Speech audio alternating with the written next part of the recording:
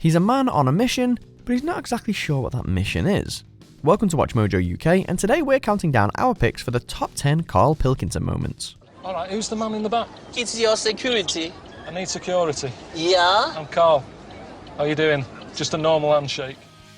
Before we begin, if you enjoyed this video, be sure to subscribe for more great content. For this list, we've looked at the finest, funniest and most awkward moments from all of Karl Pilkington's TV appearances. Cue the cringe. I just like to walk in, I wouldn't need a special costume, just dress like this. And I'd fly in, I'd go bullshit. Number 10. Bollywood Dancing, An Idiot Abroad. 1, 2, 3, 4. 1, 2, 3, 4, 5. This Series 3 episode of An Idiot Abroad sees Warwick Davis join Karl on his travels, as the pair head to India, where they are invited to take part in a Bollywood movie. I wasn't following you, look, I can loosen it. I'm really good. After some rehearsal and a flamboyant change of clothes, they finally film a dance number. But it's Karl's ridiculous moves which makes this moment stand out.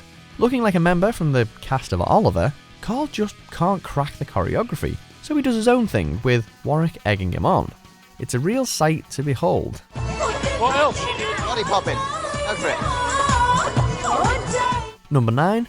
Karl's Diary, The Ricky Gervais Show. But what I thought I'd start doing is start a diary. When Ricky and Steve first discovered that Karl was keeping a diary, they begged him to let them read it out on The Ricky Gervais Show. And the read-throughs quickly became a regular feature, allowing us a tiny glimpse into Karl's unique mind and the strange things that he contemplates on a daily basis. I read in the Fortean Times that the word "wew" means an ugly female ghost with drooping breasts. Whether that be receiving mail for our MK Dilkington, going on holiday, his day-to-day life with Suzanne, or Ricky winding him up, Karl's diary never disappoints. What I mean is the big finale would just be a head chatting with loads of wires going into it, and it's like, look what we can do with science. Number 8. Pilko Pump Pants, An Idiot Abroad.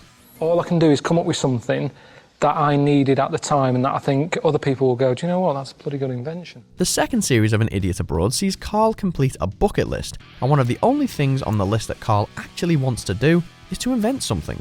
Drawing inspiration from his own global travels and remembering what he needed most, he designs what's essentially a wearable chair. The inflatable pant stops your arse from getting wet. Karl swiftly names the not-so-fashionable contraption the Pilko Pump Pants, and he even takes this product onto a TV shopping channel. This guy's full of crazy ideas, so here's another one. Why not hit subscribe? It really will change your life. People will go, do you know what, that's a bloody good invention. So something that benefits mankind. Yes. Okay. Number 7. Knob at Night, The Ricky Gervais Show. You saw her in I'm a Celebrity, Get Me Out of Here. She popped a couple of bollocks in the mouth, Oh. chewed them up, swallowed them. Oh. Next, a discussion about the reality TV show I'm a Celebrity, Get Me Out of Here, and one of Karl's most memorable quotes. Debating the Bush Tucker trials, Karl argues that the only difficulties the celebs should have with the eating challenges is that they're forced to take them on an empty stomach. Do you know what I mean? If I was there and Ant and Dec said, right, Karl, eat the knob, I'd go, hang on a minute. If Karl was on the show, he'd fill up on rice first, and go back to the Bush Tucker bites later in the day.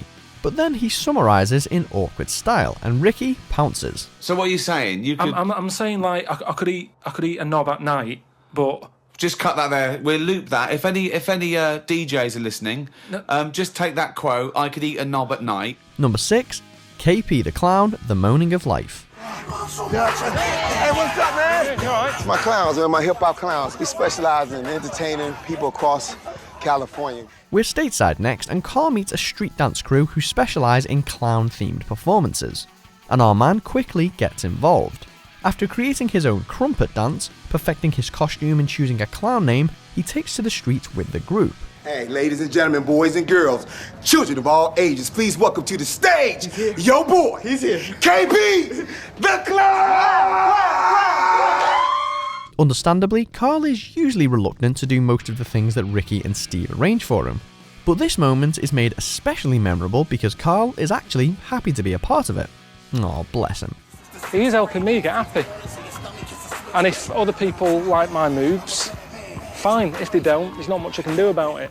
Number 5. The Makeover, An Idiot Abroad. I didn't think I'd think this way about it. Thought I'd be like, no, it's silly. but it's proper confused me. Next stop, Thailand, where Karl is given an experimental new look. The straight-faced comedian has undergone various changes in appearance throughout his travels, rocking wigs, Botox and heavy makeup, but this is probably his most radical redesign. You look like Sharon Osbourne. Sharon Osbourne? That's a good one. And a bit of Aussie. In fairness, he cuts quite a convincing woman, finishing off the look with fake eyelashes, a dress and accessories, and he clearly enjoys the pampered treatment. Even Karl himself is begrudgingly impressed with the final result, despite the 5 o'clock shadow. Anyway, we've all had a laugh.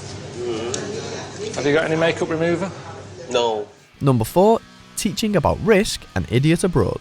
By sending me in to teach the local kids here, I think it's more of a hindrance. I know nothing. Karl has a well-worn tendency to speak before he thinks, and often what he says can raise some eyebrows. So you might not have him down as an ideal candidate to stand in as a teacher. But that is what he's doing here, as he's invited to try and explain the concept of risk to a class full of kids. Do they honestly want to know about risk? Yes. In sex. In sex. You understand that? That's what we're talking about here.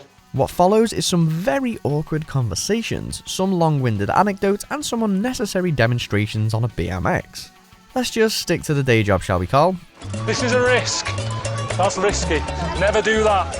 Never do it one-handed. Never do that. Number 3, meeting Celso, an idiot abroad. Condoms. I've never had that as a gift on a first meeting before. Yeah, sure. A little bit forward. A running theme in any Karl Pilkington show is how much the guy misses his home comforts, and this trip to Rio de Janeiro is worlds away from what he's used to. Celso serves as Karl's guide here, and he immediately challenges him to embrace the local way of life by taking him to get waxed. That is bad. She did. She took a bit then. No, just a little bit, just to see if it's ready. Jesus. And then they hit the shops in search of some skimpy trunks. I don't think this is necessary. With a smooth and shiny back and suitable attire, it's time to hit the beach. Celso's in his element, but Karl, not so much. I'm gonna have some massage, and I would like you guys to join me. No, I'll watch.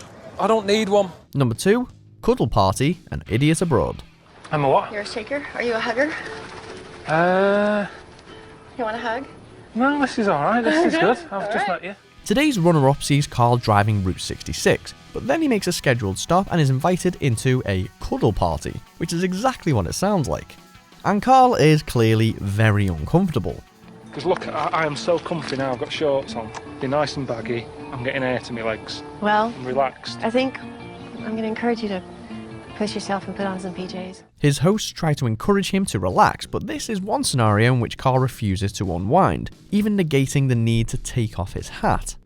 We do get questions here about erections, and they do happen from time to time. There's a level of discomfort, and what we're aiming for here is to be comfortable with that. After backing away from every cuddle request he receives, he does relent enough to touch backs with someone else, but that's as far as his awkwardness will allow.